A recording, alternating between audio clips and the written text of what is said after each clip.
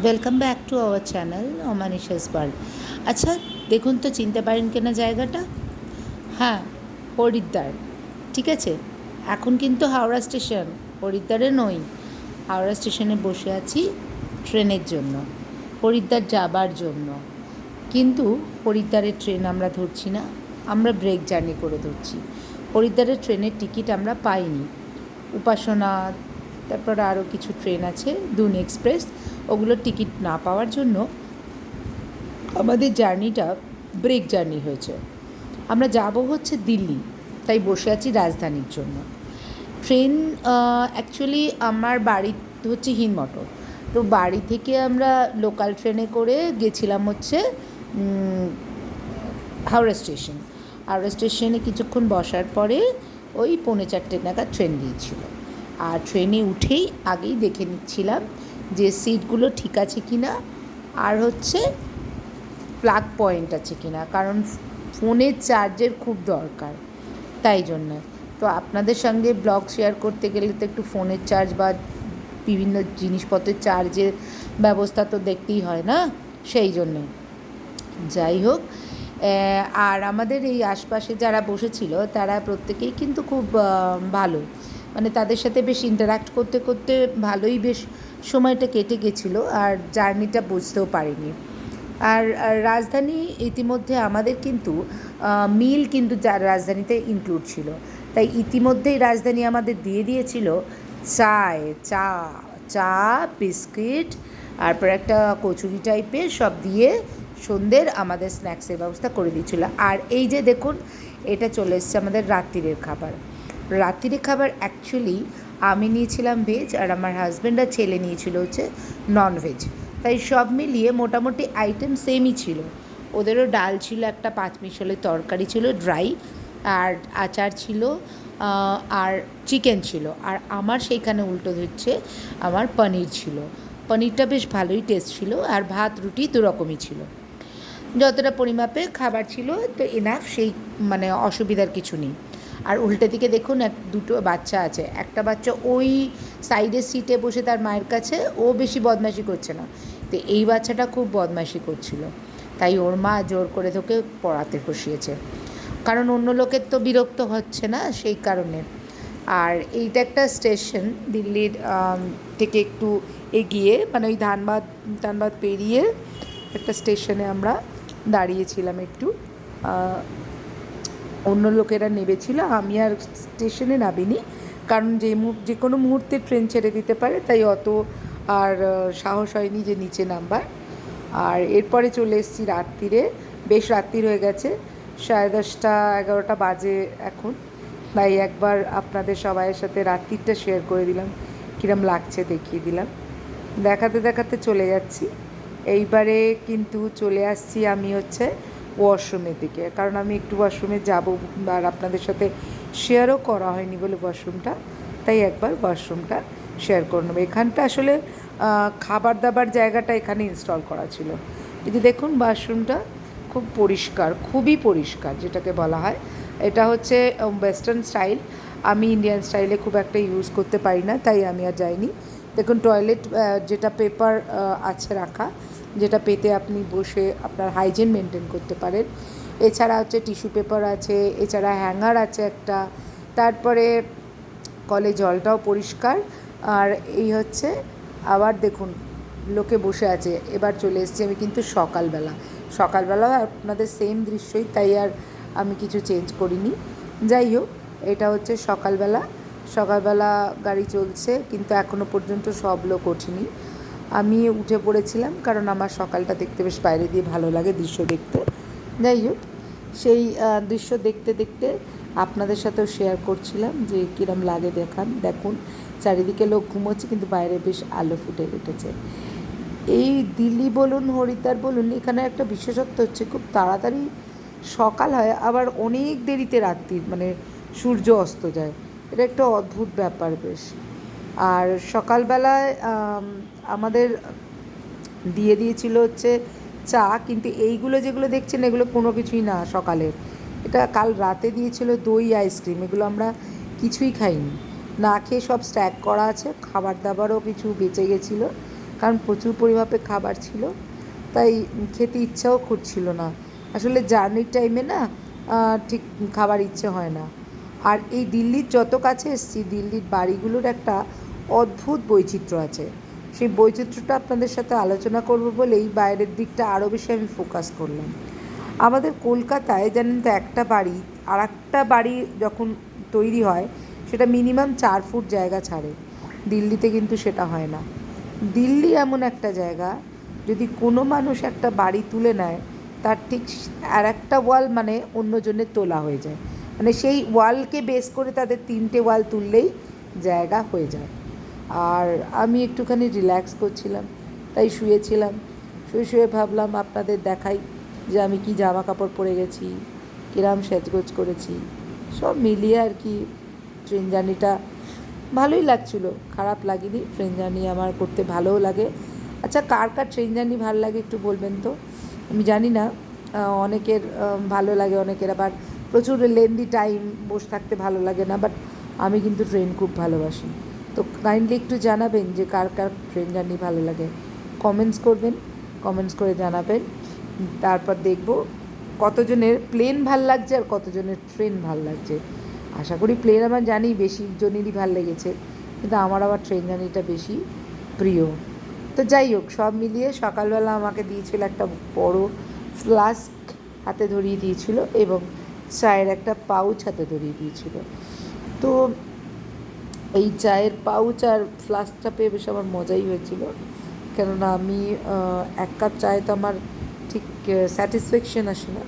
তাই আরও 1 কাপ চা আমি ওই একটা পাউচ দিয়েই করে খেয়েছিলাম। কারণ আমি অ্যাকচুয়ালি আমি লিকার চা খাই, তো লিকারের জন্য আমি ওই একটা ফ্লাস্ক জলেই আমার 2বার চা হয়ে গেছিলো। তো যাই হোক, সে মিশিয়ে মোটামুটি আমার কাছাকাছি আসার জায়গায় চলে আসছে দিল্লি। আশা করি দিল্লি আসার পর আপনাদের দেখাবো। সকালের ব্রেকফাস্টটা কিন্তু আপনাদের সাথে শেয়ার করা হয়নি। চলুন ব্রেকফাস্টটা শেয়ার করে নিই। ব্রেকফাস্টেও সেম প্রায় একটা খাস্তা কচুরি, একটা স্যান্ডউইচ, না, ব্রেকফাস্টে দিয়েছিল হচ্ছে ডিমের অমলেট আর ব্রেড, আর দিয়েছিল হচ্ছে ডিমের অমলেটের ওপর আলু ভাজা ছিল, আলু ভাজা আর কড়াইশুঁটি। ঠিক আছে, তো ভালো খাবার দাবার, ভালোই ছিল, কোনো অসুবিধা হয়নি আমাদের। প্রায় ট্রেন পৌঁছবো কাছাকাছি, স্টেশনের কাছাকাছি চলে এসেছি। তো সেই কাছাকাছি আসতেই মনটা যেন কীরকম করে উঠছিল। ওই যে দেখুন না, আমি আপনাদের ভেবেছিলাম শেয়ার করা, এই যে চায়ের সামগ্রী, তারপর মেরি বিস্কুট, আবার একবার কি চা আমি চেয়েছিলাম বলে এগুলো আমাকে আবার প্রোভাইড করেছিল। তো যাই হোক, ওই যে ফ্লাস্ক, গরম জল ফ্লাস্কে আর কি। আমি বললাম না আপনাদের আমি একটু চা খেতে ভালোবাসি। আর ওইখানে মশারির মধ্যে আমার গপু, মানে আমার 3টে গোপাল, এরাও আমার সাথে এসছে এই যাত্রায় আমার সঙ্গী হয়ে। তো যাই হোক, সব মিলিয়ে জার্নিটা বেশ ভালোই লাগছিল। তো আর আমি কিন্তু একদম টায়ার্ড নেই, দেখুন সারা রাত কিন্তু জার্নি করেও আমি কিন্তু এখন টায়ার্ড হইনি। খুব টায়ার্ড, সব ঘেটে ফেটে গেছে, চুল ইস্কো কুস্কো, একদমই আমার কিন্তু সেরকম হাল নয়। তো আপনাদের ট্রেন জার্নি কীরম লাগে, মানে ট্রেন জার্নির পরের দিন সকালবেলা উঠে কি একদম চুল ঘেটে যায়, কীরম থাকেন একটু জানাবেন প্লিজ। যাই হোক, এই হচ্ছে আমাদের মোটামুটি ওই যে চা বানানোর সামগ্রী, দুধ, চিনি আমি বানিয়ে দিচ্ছিলাম। আসলে আমার হাজব্যান্ড দেরি করে উঠেছিল ঘুম থেকে, তাই মনে হয় চাটা বানিয়ে দিচ্ছিলাম। দুধ, চিনি, তারপরে উনি চাটা মানে সব দিয়ে খান, আমি যেটা খাই না, এই হচ্ছে ব্যাপার। আর এই যে রাজধানী ট্রেনটা না, এটা অনেক পুরনো ট্রেন, মানে ভারতবর্ষের কিছু পুরনো ট্রেনের মধ্যে এটা হচ্ছে অন্যতম একটা পুরনো ট্রেন। এই যে ব্রেকফাস্ট বলতে বলতেই আমি আপনাদের সাথে ভাবছিলাম দেখাইনি, ভুলে গেছি। না, আমি দেখিয়েছি, আমি শেয়ারও করেছি। ঠিক আছে, তো চলুন এবার বোধহয় নামার টাইম চলে এসছে। ধীরে ধীরে আমরা দিল্লিতে নামবার, আমি অবশ্য দিল্লি কখনো আসিনি জানেন তো, তো আমি আশা করি আপনারা অনেকেই দিল্লি ভ্রমণ করেছেন। দিল্লি একটু লিখে পাঠাবেন তো কোন কোন জায়গা, কী বিশেষত্ব। ওখানকার টেম্পারেচার যদিও খুব হাই শুনেছি এই গরমকালে, যাই হোক তবুও আমি আমাদের তো নামতেই হবে, দিল্লিতে কিছু করার তো নেই। তাই দিল্লিতে আসার এই যে স্টেশন চলে এসছে, স্টেশন চত্বরে ট্রেন এবার দেবে, ট্রেন আর কি এখানে থামবে, আর আমরা সবাই মিলে স্টেশনে নেবে। আবার আমাদের কিন্তু গাড়ি এসে দাঁড়িয়ে আছে, গাড়ি আমাদের ফোন করেও ছিল যে সে এসে দাঁড়িয়ে পড়েছে। সে আর কি আমরা ট্রেন থেকে নামবো, ট্রেন থেকে নেমে গাড়িতে উঠবো, উঠে হরিদ্বারের দিকে যাব। তো সব মিলিয়ে আপনারা কতজন হরিদ্বার এইভাবে গেছেন, না হরিদ্বার উপাসনা বা দুন এক্সপ্রেস কিভাবে গেছেন একটু বলবেন তো। আর কমফোর্টেবল জার্নি কোনটা, দিল্লি হয়ে না উপাসনা বা দুন এক্সপ্রেসে একেবারে যাওয়াটা কমফোর্টেবল? তো কাইন্ডলি একটুখানি আমাকে যদি শেয়ার করেন খুব ভালো হয়, কারণ সব সময় তো নিজের মতে চললে হয় না, অন্যের মতেও কিছুটা যদি চলা যায় তাতে আমার মনে হয় অনেক সুবিধা হয়। আর স্পেশালি যতজন মত দেবেন তত বোঝা যাবে যে বাইরেতে কোন জার্নিটা সুবিধা হবে। প্লেনে দিল্লি চলে যাওয়া সুবিধা, না ট্রেনে একেবারে হরিদ্বার পৌঁছে যাওয়াটা সুবিধা। যাই হোক, বাইরের দৃশ্যটা দেখুন, অপূর্ব লাগছে, ভীষণ সুন্দর লাগছে। দিল্লির এই বাড়ি ঘর, গাছপালা, কে বলে আমাদের গাছপালা কম? গাছপালা তো আমি তো বেশ ভালোই দেখছি। তবে হ্যাঁ, বর্তমানে এত পলিউশন বলে হয়তো গাছের সংখ্যা আরও বেশি হলে খুব ভালো হয়। তো যাই হোক, গাছপালা আছে, গাছপালা নেই যে একেবারে তা নয়, গাছপালা আছে। আর গাছপালা আছে বলেই এখনও পর্যন্ত আমরা বেঁচেও আছি। তো আসলে আমি অতটা দিল্লি সম্বন্ধে ওয়াকিবহাল নই, কত টেম্পারেচার, কতটা গরম। শুনেছি দিল্লিতে নাকি গরমে আপনা আপনি নাক থেকে রক্ত বেরিয়ে যায়, মানে রোদ্দুরে যদি কেউ বেরোয়। তো ভয় তো লাগছে একটা, যে নামবো, নেমে কোনো কিছু হবে না তো। কারণ এই সেদিন আমার হাজব্যান্ডের একটা হার্টের অপারেশন হয়েছে, তো ওই জন্য একটু টেনশনেও আছি যে কীরকম কী ব্যাপার হবে না ব্যাপার হবে। যাই হোক, চলুন, এবার নেমে গেছি, গিয়ে কিন্তু আমরা গাড়িতে উঠেও পড়েছি। এবার কিন্তু যা দেখছেন বাইরের দৃশ্যটা, ওটা কিন্তু গাড়ির দৃশ্য, মানে গাড়িতে নেমে গাড়িতে উঠে আমরা চলে যাচ্ছি হরিদ্বারের পথে। আমি বললাম না, আমরা দিল্লি কিন্তু দেখছি না, দিল্লি পরে যদি পারি চেষ্টা করব ফেরার দিন একটু আধটু দেখার জন্য। কি সুন্দর মন্দিরটা দেখুন, যেতে যেতে কত না সুন্দর মন্দির আছে, কত না সুন্দর সুন্দর জায়গা আছে। সত্যি কথা, ভারতবর্ষের বৈচিত্র্যটাই আলাদা, মানে সব দেশে একরকম, ভারতবর্ষ এত বৈচিত্র্যময়। আর সব থেকে হচ্ছে এই হরিদ্বার জায়গাটা, হয়তো শুনেছি নাকি হরিদ্বার আমি অনেক ছোটোবেলায় এসেছি, একদম ছোটোবেলায় বাবার সাথে। তখন আমার বয়স ওই ধরুন না 10-12 এরকম হবে। তো সেই বয়সে হরিদ্বার, আর এখন প্রায় মানে 40 পেরোনো আমার বয়স। তো এই বয়সের তো হরিদ্বার তফাৎ তো একটা থাকেই না। তো যাই হোক, আপনারা কে কে হরিদ্বার কীরকমভাবে ঘুরেছেন একটু মতামত দেবেন। মতামত দিলে হয়তো পরের বার আবার যখন হরিদ্বার আসবো আমার একটু সুবিধা হবে, কষ্ট হবে না, বুঝতে অসুবিধা হবে না, তারা আরও কমফোর্টেবল আমি জার্নি করতে পারবো। আমি তো আপনাদের একটা জার্নি দেখালাম, দিল্লি ভায়া দিল্লি হয়ে গাড়ি বুক করে নিয়েছিলাম। আচ্ছা, গাড়ির লোকের নাম্বার আমি দিয়ে দেবো, ঠিক আছে? গাড়ির লোকের নাম্বার আমি অবশ্যই আপনাদের দিয়ে দেবো। দীনেশজি আমাকে গাড়ি প্রোভাইড করেছিল। দীনেশজি খুব ভালো, এবং উনি আমাকে যে গাড়িটা প্রোভাইড করেছিলেন, আমাদের 3 জনের একটা সুজুকি প্রোভাইড করেছিলেন। গাড়িটা খুব ভালো গাড়ি ছিল, এবং ড্রাইভার অত্যধিক ভালো ছিল। তো সব মিলিয়ে জার্নিটার জন্য যেটা প্রয়োজন, একজন ভালো ড্রাইভার এবং তার ক্যালকুলেশন, টাইম ক্যালকুলেশন, বুঝেছেন তো, সেই সব মিলিয়ে আমাদের উনি অনেকই হেল্প করেছেন, এটা বলতে পারি। আমি অনলাইনেই বুক করেছিলাম ওনাকে, দীনেশজিকে। তারপর উনি আমার সাথে ফোনেই সব কিছু কথা বলতেন, এবং যেদিন আমি যাব সেদিনকে আমাকে গাড়ির নাম্বার, ড্রাইভারের নাম এবং আমাকে বলে দিয়েছিলেন লোকেশন শেয়ার করতে। সব মিলিয়ে আমাদের উনি আর কি এইভাবেই মানে হেল্প করেছিলেন আর কি।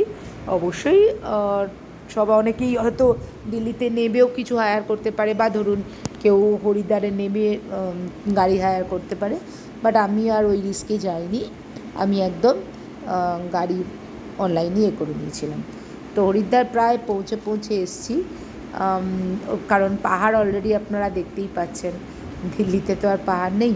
তো যাই হোক, কিন্তু মাঝপথের একটা হোটেল, যদি আমি জানি না, আমি চেষ্টা করব আপনাদের সঙ্গে শেয়ার করতে। হোটেলটা আমরা কিছুক্ষণ স্টে করেছিলাম, খেয়েছিলাম, এবং ভালো খাবার দাবার, বেশ ভালো, এবং মজাও লেগেছিল সবাই মিলে। এই যে হোটেলটা আমি বলছিলাম না শেয়ার করব মধ্যপথে, এই যে এখানে আমরা একটু স্টে করেছিলাম, এই ধাবাটায় আমরা খেয়েছিলাম। এই ধাবাতে দেখুন না কত লোক, এবং বিভিন্ন খাবার পাওয়া যায় এখানে। কিন্তু শুধু থালি বা শুধু না, এখানে কেক পেস্ট্রি থেকে আপনি বা নান থেকে আপনার মানে সব রকম পাবেন, সব রকম আইটেম এখানে পাওয়া যায়। তো আমাদের বেশ ভালো লেগেছিলো, এবং ওয়াশরুমের ব্যবস্থাও খুব ভালো ছিল। তো যাই হোক, সেই সব মিলিয়ে আমাদের জার্নিটা এখানে আরও বেশি আমাদের হেল্প করে দিয়েছিল, কারণ পেটে খিদে থাকলে জার্নি করতে একদম ইচ্ছে করে না, বুঝতেই তো পারছেন। সব মিলিয়ে ধীরে ধীরে হরিদ্বারের দিকে এগোচ্ছিলাম। কিন্তু হরিদ্বারে পৌঁছানোর পর হরিদ্বারে কিন্তু বিশাল জ্যাম ছিল, এবং তারপরে আমরা যখন হরিদ্বার পৌঁছোই, আমাদের হোটেলটা ছিল একটু গলির মধ্যে, সেটাকে খুঁজতেও আমাদের কিন্তু বেশ টাইম গেছিলো। এরপরে যে জার্নিটা দেখাবো সেটা হচ্ছে হরিদ্বারের একটু, এবং যেটার উদ্দেশ্যে আমার মেন এই জার্নি শুরু, অর্থাৎ এই গরমের মধ্যে মে মাসের 20 তারিখে কেন বেরিয়েছি, তার কারণ হচ্ছে এবারে মে মাসের 10 তারিখে কেদারনাথ যাত্রা ওপেন হয়েছে। তাই আমি একেবারে ঝটপট দেরি না করে মে মাসের 20 তারিখেই কিন্তু এই জার্নিটা শুরু করে ফেলেছিলাম। তো যাই হোক, সব মিলিয়ে সঙ্গে থাকবেন পরের ব্লগগুলোতে। পরের ব্লগ আসছে, এবং একদম অন্যরকম ব্লগ, নট কিন্তু শুধু কেদার যাত্রা দেখাবো, কেদার যাত্রার যে কঠিন অবস্থাটা সেটাও কিন্তু আমি শেয়ার করব, এবং আপনারা যাতে কোনো অসুবিধায় না পড়েন সেদিকে খেয়াল করেই কিন্তু পুরোপুরি আমার ব্লগটা একদম অন্যরকমভাবে আসছে। তো কারা কারা কেদার যাচ্ছেন, আর কারা কারা যাবেন, বা কারা কারা গেছেন, প্লিজ কমেন্ট করবেন, শেয়ার করবেন, লাইক করবেন, সাবস্ক্রাইব করবেন চ্যানেলটা, তাহলেই কিন্তু ব্লগ বানাবার ইচ্ছেটা হয়। চলুন এই গ্রিনারির মধ্যে দেখতে দেখতে এগিয়ে যাই। টাটা, ভালো থাকবেন, হাসবেন, এনজয় করবেন, টাটা।